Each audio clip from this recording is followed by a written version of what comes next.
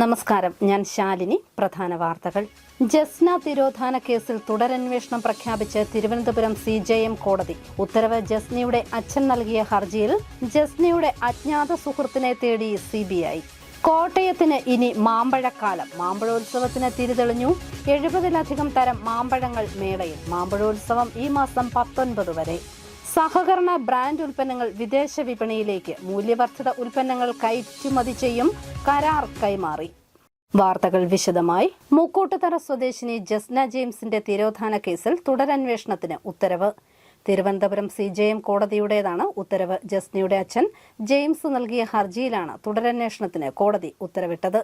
എരുമേലി മുക്കൂട്ടുതറ സ്വദേശിനി ജസ്ന ജെയിംസിന്റെ തിരോധാന കേസിൽ തുടരന്വേഷണത്തിന് Thiruvananthapuram chief judicial magistrate കോടതി ഉത്തരവിട്ടു. ജസ്നയുടെ അച്ഛൻ ജെയിംസ് ജോസഫ് നൽകിയ ഹർജിയിന്മേലാണ് CJM കോടതി ഉത്തരവ്. ജസ്നയുടെ അച്ഛൻ നൽകിയ പുതിയ തെളിവുകളുടെ അടിസ്ഥാനത്തിൽ പുനരന്വേഷണം നടത്തണമെന്ന് കോടതി CBIക്ക് നിർദ്ദേശം നൽകി. മുദ്രവെച്ച കവറിൽ നൽകിയ തെളിവുകൾ അന്വേഷണ ചുമതലയുള്ള SP-ക്ക് കോടതി കൈമാറി. ജസ്നയുടെ സുഹൃത്തിന്റെ ഫോട്ടോ അടക്കം ഇതിലുണ്ടെന്നാണ് സൂചന. തുടരന്വേഷണത്തിൽ തെളിവുകൾ ഗുണകരമാകുമെന്നും അന്വേഷണത്തോട് പൂർണ്ണമായും സഹകരിക്കുമെന്നും ജസ്നയുടെ പിതാവ് പറയുന്നു. മുണ്ടക്കയത്തുള്ള വ്യാഴാഴ്ച പ്രാർത്ഥനാലയവുമായി ബന്ധപ്പെട്ടാണ് പിതാവിന്റെ സംശയങ്ങൾ. 6 മാസം കൂടി CBI അന്വേഷണം നടത്തണമെന്നാണ് ജസ്നയുടെ പിതാവ് ആവശ്യപ്പെടുന്നത്. ജസ്നയ്ക്കൊപ്പം പഠിച്ച സുഹൃത്തിനെ പറ്റിയും ജസ്നയെ കാണാതായ പുളിങ്കുന്നത്തും അന്വേഷണം നടത്തിയില്ലെന്നും പിതാവ് ആരോപിക്കുന്നുണ്ട്. ജസ്ന തിരോധാന കേസ് അവസാനിപ്പിച്ചുകൊണ്ട് CBI നൽകിയ റിപ്പോർട്ടിന് എതിരെയായിരുന്നു ചീഫ് ജുഡീഷ്യൽ മജിസ്ട്രേറ്റ് കോടതിയിൽ ജെയിംസ് ഹർജി സമർപ്പിച്ചത്. 2018 മാർച്ച് 22-നാണ് ബന്ധുവീട്ടിലേക്ക് പോയ ജസ്നയെ കാണാതായത്. News bureau, Ponkunnam. കോട്ടയത്തിന് ഇനി മാമ്പഴക്കാലം. കേരള മാംഗോ ഗ്രോവേഴ്സ് കൺസോർഷ്യം ഒരുക്കിയ മാമ്പഴോത്സവത്തിന് കോട്ടയത്ത് തുടക്കമായി. നഗരസഭാ ചെയർപേഴ്സൺ ബിൻസി സെബാസ്റ്റ്യൻ ഉദ്ഘാടനം ചെയ്തു. തേനൂറും മാമ്പഴങ്ങളുടെ രുചിയറിയാൻ ആളുകളെ ക്ഷണിച്ച് മാമ്പഴക്കാലം തുടങ്ങി. വൈവിധ്യമാർന്ന മാമ്പഴ ഇനങ്ങളാണ് മാമ്പഴോത്സവത്തിൽ ഒരുക്കിയിരിക്കുന്നത്. അൽഫോൻസായും ബങ്കനപ്പള്ളിയും നിലവും മല്ലികയും മാൽഗോവയും തുടങ്ങി നാവിൽ കൊതിയൂറുന്ന അപൂർവ ഇനങ്ങൾ വിൽപ്പനയ്ക്കുണ്ട്. നാടൻ വിദേശ ശ്രേണിയിലുള്ള മാവുകളിൽ നിന്നും നേരിട്ട് ശേഖരിച്ച 70 തരം മാമ്പഴങ്ങളാണുള്ളത്.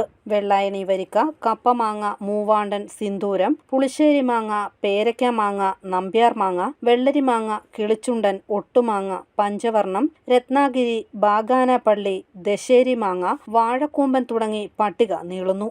ഏറ്റവും മുന്തിയ ഇനം കൽപ്പാടി എന്ന് പറഞ്ഞൊരെണ്ണമുണ്ട്. ഹിമാമസ്, ഗുദാദത്ത്, രത്നഗിരി, മല്ലിക. റേഞ്ച് 160. കൽപ്പാടി, മല്ലിക 200. ഇത് ജ്യൂസ് അടിക്കേണ്ട മാങ്ങയാണ്. 120 രൂപയുള്ളൂ 1 കിലോ. പക്ഷേ ഇപ്പോൾ ഓപ്പൺ ആയതേ ഉള്ളൂ, കുഴപ്പമില്ല, ആള് വരുന്നുണ്ട്. Kerala mango growers consortium, SR connectors Thiruvananthapuram എന്നിവയുടെ നേതൃത്വത്തിലാണ് മെയ് 19 വരെ നാഗമ്പടം ഇൻഡോർ സ്റ്റേഡിയത്തിൽ മാമ്പഴോത്സവം സംഘടിപ്പിച്ചിരിക്കുന്നത്. മധ്യവേനൽ അവധിക്ക് മാമ്പഴ രുചി ആസ്വദിക്കാനായതിന്റെ സന്തോഷത്തിലാണ് മേളയിൽ എത്തുന്നവർ. എനിക്ക് നല്ല രസമുണ്ട് കാണാനായിട്ട്. പിന്നെ നല്ല ടേസ്റ്റാണ്. പിന്നെ എല്ലാം നല്ല കളർഫുള്ളായിട്ടുള്ളതാണ്. എനിക്ക് ഭയങ്കര ഇഷ്ടപ്പെട്ടു. ഞാൻ കഴിച്ചു നോക്കി ഒരെണ്ണം. നല്ല ടേസ്റ്റൊക്കെ ഉണ്ട് അത് കാണാനായിട്ട്. അങ്ങനെ വെറൈറ്റിയാണ്. നല്ല നമ്മുടെ അടുത്തില്ലാത്ത കുറേ ടൈപ്പ് ഓഫ് വെറൈറ്റി മാംഗോസ് ഇവിടെയുണ്ട്. എനിക്കിഷ്ടപ്പെട്ടു. ഫെസ്റ്റിനോടനുബന്ധിച്ച് പുഷ്പത്തൈകളും ഫലവൃക്ഷ തൈകളും വിൽപ്പനയ്ക്കുണ്ട്. വളർത്തുമൃഗങ്ങളുടെയും വളർത്തുപക്ഷികളുടെയും അമൂല്യനിരയുമായി പെറ്റ് ഷോയും ഒരുക്കിയിട്ടുണ്ട്. രാവിലെ 11 മണി മുതൽ രാത്രി 10 മണി വരെയാണ് ഫെസ്റ്റിന്റെ പ്രവർത്തന സമയം. News bureau, Kottayam. സഹകരണ വകുപ്പിന്റെ നേതൃത്വത്തിൽ സഹകരണ ബ്രാൻഡ് ഉൽപ്പന്നങ്ങൾ വിദേശ വിപണിയിലേക്ക് കയറ്റി അയക്കുന്നു. ഇതിനായുള്ള കരാർ സഹകരണ വകുപ്പ് മന്ത്രി VN വാസവന്റെ സാന്നിധ്യത്തിൽ കോട്ടയം പ്രസ് ക്ലബ്ബിൽ കൈമാറി. സഹകരണ സംഘങ്ങൾ ഉൽപ്പാദിപ്പിക്കുന്ന മൂല്യവർദ്ധിത ഉൽപ്പന്നങ്ങൾ കയറ്റുമതി ചെയ്യുന്നതിനുള്ള കരാർ കോട്ടയം പ്രസ് ക്ലബ്ബിൽ സഹകരണ വകുപ്പ് മന്ത്രി VN വാസവന്റെ സാന്നിധ്യത്തിൽ കൈമാറി. സഹകരണ സംഘങ്ങൾ ഉൽപ്പാദിപ്പിച്ച മൂല്യവർദ്ധിത ഉൽപ്പന്നങ്ങളാണ് കയറ്റുമതി ചെയ്യുന്നത്. സംസ്കരിച്ച ഏത്തപ്പഴം, പൈനാപ്പിൾ, ചക്കപ്പഴം എന്നിവ അമേരിക്ക, ഓസ്ട്രേലിയ, ന്യൂസിലാൻഡ് എന്നിവിടങ്ങളിലേക്കാണ് വാരപ്പെട്ടി ബാങ്ക് അയക്കുന്നത്. വാരപ്പെട്ടി സഹകരണ സംഘം പ്രസിഡന്റ് MG രാമകൃഷ്ണൻ എക്സ്പോർട്ടിംഗ് ഏജൻസിക്ക് കരാർ കൈമാറി. നിലവിൽ 2 സഹകരണ സ്ഥാപനങ്ങളാണ് ഉൽപ്പന്നങ്ങൾ വിദേശത്തേക്ക് അയക്കുന്നത്. കോഴിക്കോട് ആസ്ഥാനമായ north Malabar district marketing and supply സഹകരണ സംഘവും എറണാകുളം വാരപ്പെട്ടി സർവീസ് സഹകരണ ബാങ്കുമാണിത്. NMDC വെളിച്ചെണ്ണയും വയനാടൻ ഉൽപ്പന്നങ്ങളുമാണ് കയറ്റി അയക്കുന്നത്. ഈ മാസം 20-ന് ചരക്ക് കണ്ടെയ്നർ പുറപ്പെടും. സഹകരണ മേഖലയിലെ വിവിധ ഉൽപ്പന്നങ്ങൾ ഒരു കുടക്കീഴിൽ കൊണ്ടുവരിക എന്ന വിധത്തിലുള്ള ഓഫാട്ട് ഉപയോഗിച്ച് അതിനുശേഷം 30ഓളം സഹകരണ സംഘങ്ങൾക്ക് ഉത്പാദിപ്പിക്കുന്ന മൂല്യവർദ്ധിത ഉൽപ്പന്നങ്ങളുടെ ഡയറിയിൽ ഉപരകത്ത് വെച്ച് 2020 ഇത് വിജയകരമായാൽ കൂടുതൽ ബാങ്കുകളുടെ ഉൽപ്പന്നങ്ങൾ വിദേശ വിപണിയിലേക്ക് എത്തിക്കും. 20ഓളം സംഘങ്ങൾ കയറ്റുമതിക്ക് ആവശ്യമായ മൂല്യവർദ്ധിത ഉൽപ്പന്നങ്ങൾ എത്തിക്കാൻ തയ്യാറായിട്ടുണ്ട്. News bureau, Kottayam. കാഞ്ഞിരപ്പള്ളി പഞ്ചായത്തിലെ മഴക്കാല പൂർവ്വ ശുചീകരണ പ്രവർത്തനങ്ങൾ ഞായറാഴ്ച തുടങ്ങും. തിങ്കളാഴ്ച പഞ്ചായത്ത് തല ശുചീകരണവും തുടങ്ങും.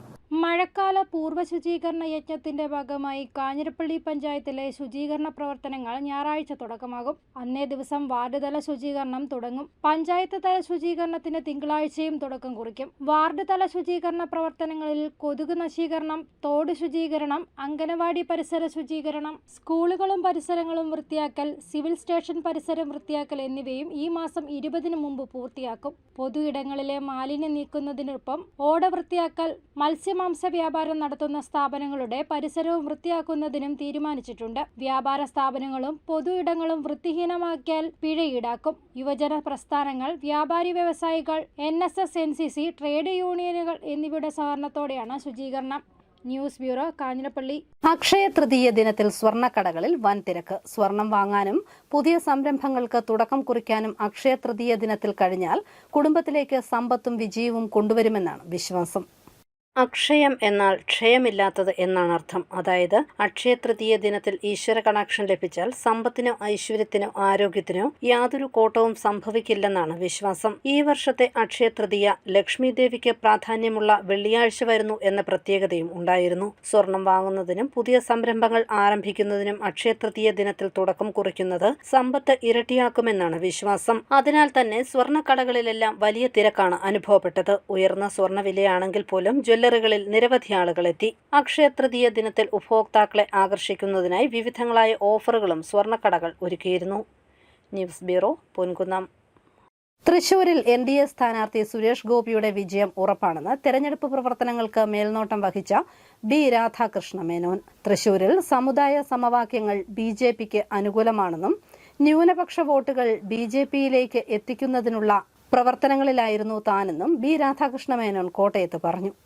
അദ്ദേഹത്തിന് സംഘടനാപരമായി ഭാരതീയ ജനതാ പാർട്ടിയുടെയും NDAയുടെയും പിൻബലത്തോടു കൂടി കിട്ടുന്ന രാഷ്ട്രീയ വോട്ടുകൾക്കപ്പുറത്ത് ഒരു 50,000-നും 1,00,000-നും ഇടയിൽ വോട്ടുകൾ വ്യക്തിപരമായി കാൻഡിഡേറ്റ് എന്നുള്ള നിലയിലും സമാഹരിക്കാൻ അദ്ദേഹത്തിന് ശേഷിയുണ്ട് എന്നാണ് ഞങ്ങൾ പൊതുവായി വിലയിരുത്തിയിട്ടുള്ളത്. അപ്പോൾ ആ കാര്യങ്ങളെല്ലാം പരിശോധിക്കുന്ന സമയത്ത് ഈ തെരഞ്ഞെടുപ്പിൽ ഏതാണ്ട് 3,80,000 മുതൽ 4,15 ലക്ഷം വരെ വോട്ടുകൾ, അതിൽ ഒരു 4 ലക്ഷത്തിനടുത്ത് വോട്ട് ലഭിക്കുമ്പോൾ 10,000 മുതൽ 25,000 വരെ വോട്ടിൻ്റെ ഭൂരിപക്ഷത്തിൽ അദ്ദേഹം വിജയിക്കും എന്നാണ് ഭാരതീയ ജനതാ പാർട്ടിക്കുള്ള ആത്മവിശ്വാസം. കോട്ടയത്ത് ഗ്രാനൈറ്റുമായി എത്തിയ ലോറിയുടെ മുൻഭാഗം പൊങ്ങിപ്പോയി. കയറ്റം കയറുന്നതിനിടെയാണ് ലോറിയുടെ മുൻഭാഗം പൊങ്ങിപ്പോയത്. കളത്തിപ്പടിയിലാണ് സംഭവം. ഇടവേള.